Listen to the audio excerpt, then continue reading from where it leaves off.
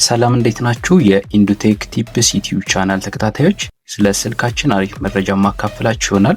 ፕሮግራሙን እስከ ፍጻሜው ድረስ መመልከት አትርሱ።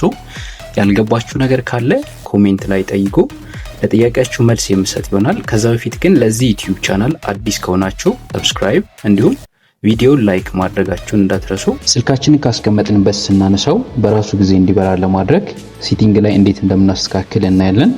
እሺ በመጀመሪያ ስልካችን ሴቲንግ ላይ እንገባለን። ከሚመጡልን አማራጮች ላይ አድቫንስ ፊቸር የሚለውን አማራጭ እንነካለን። ይሄኛው አሁንም ከሚመጡልን ዝርዝሮች ላይ ሞሽን ኤንድ ገስቸርስ የሚል አማራጭ አለ። ይሄኛው እንነካለን።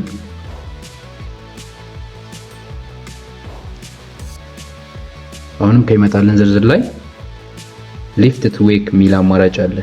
መጀመሪያ ላይ ያለው ሊፍት ቱ ዌክ የሚለውን ይሄን ኦን እናደርገዋለን። መጀመሪያ ላይ ያለውን ኦን ስናደርገው ያስቀመጥንበት በምናነሳው ጊዜ ራሱ ማብራት ይጀምራል ማለት ነው። በዚህ መልኩ በቀላሉ ማስተካከል እንችላለን ማለት ነው። ቀጣይ ጊዜ በአሪፍ መረጃ እንገናኛለን። እስከዛው ድረስ ቻው።